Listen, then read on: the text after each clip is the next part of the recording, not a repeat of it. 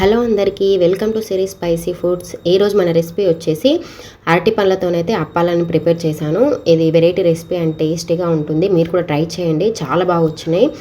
And మీరు కూడా ఒకసారి ట్రై చేసి ఎలా కుదిరినాయో కామెంట్ కూడా చేయండి. ఇప్పుడు ప్రిపరేషన్ అయితే చూసుకుందాము. ముందుగా అయితే నేను ఇలా అరటి పళ్ళని అయితే తీసుకున్నాను. ఇవి చిన్నగా ఉంటాయి కదా, అరటి పళ్ళని తీసుకున్నాను, ఏవైనా పర్లేదు. ఇప్పుడైతే నేను ఒక్క అరటి పండుతో అయితే ఈ అప్పాలను చేస్తున్నాను అనమాట. ఒక అరటి పండు పొట్టు తీసుకొని ఒక బౌల్లోకి అయితే వేసుకొని ఒక కప్పుతో అయితే షుగర్ని తీసుకోవాలి. ఇవి రెండింటిని అయితే మ్యాషర్తో మ్యాచ్ చేసేసుకోవాలి. మొత్తం ఇదంతా షుగర్ అంతా ఇందులో ఈ బనానాలో కరిగిపోవాలన్నమాట. ఇదంతా కరిగిపోయే వరకు అయితే మొత్తం మ్యాచ్ చేసేసుకొని ఇలా ఇందులో ఒక చిటికెడు యాలకుల పొడి అయితే తీసుకుంటున్నాను. యాలకుల పొడి కూడా తీసుకొని ఒకసారి మిక్స్ చేసేసుకోవాలి. అలాగే మనం ఒక కప్పెడు అయితే కొద్ది కొద్దిగా వేసుకుంటూ, ఇక నేను చపాతీ పిండిని అయితే తీసుకున్నాను అనమాట, వీట్ ఫ్లోర్ని. ఇది కొద్ది కొద్దిగా వేసుకుంటూ అయితే ఇందులో కలపాలి.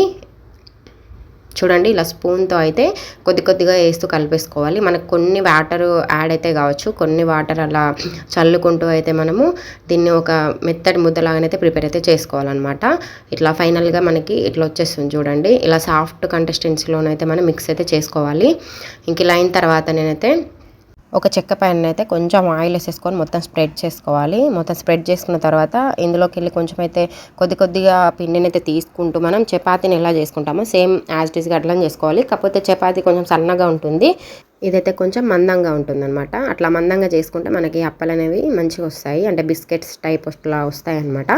సో ఇంకా ఇది వెడల్పుగా ఇట్లా పెద్దగా అయిపోయిన తర్వాత మనం ఒక మంచి షేప్ గిన్నెనైతే తీసుకోవాలి. మనం ఎలాంటి బౌల్ని తీసుకుంటామో దానిపైన మన అప్పాలు అనేవి ఆ షేప్లో వస్తాయనేది అయితే డిపెండ్ అయి ఉంటుందన్నమాట. ఇంకా ఇట్లా మొత్తానికి మంచిగా ఒకే లెవెల్లో మొత్తం ఒకే తీరు ఉండేటట్టు మనం తీసుకొని ఒక గిన్నెతోనైతే ఇట్లా నొక్కాలి. నొక్కినప్పుడు మనకి రౌండ్గా అదే షేప్లో వస్తాయన్నమాట.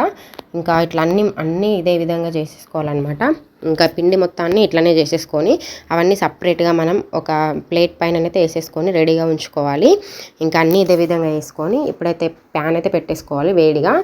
ప్యాన్లోనైతే కొద్దిగా ఎక్కువ ఆయిల్ అవసరం లేదు, ఒక చిన్న కప్పుతో ఆయిల్ అయితే సరిపోతుంది అనమాట.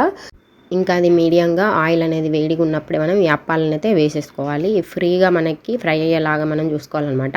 వీటిని లో ఫ్లేమ్లోనైతే మనం ఫ్రై చేసుకోవాలి. మంచిగా లో ఫ్లేమ్లో అటు ఇటు తిప్పుతూ రెండు వైపులా నొక్కుతూ ఫ్రై అయితే చేసుకుంటే అప్పుడు మనకి టేస్టీగా అండ్ క్రిస్పీగా కూడా ఉంటాయి, అండ్ లోపల వరకు కూడా మంచిగా ఫ్రై అవుతాయి అనమాట. సో ఇదే విధంగా ఇంకా అన్నిటిని ఇట్లానే ఫ్రై చేసుకోవాలి. చూడండి, మంచి కలర్లోకి వచ్చేసినాయి. ఇంకా మనకి ఈ కలర్లో వచ్చినప్పుడు అయితే మనం వీటిని బయటకైతే తీసేసుకోవాలి. నేను ఇలా నొక్కుతూ ఫ్రై చేసుకుంటున్నాను. ఇవి చాలా బాగా టేస్ట్ వచ్చినాయి. నేను కూడా మంచిగా అంటే 2 times అయింది ఇప్పటివరకు ట్రై చేసి, చాలా బాగా వచ్చినాయి. మీరు కూడా ట్రై చేయండి, చాలా బాగున్నాయి. ట్రై చేసి మీకు కూడా ఎట్లా కుదిరినాయో కామెంట్ అయితే చేయండి.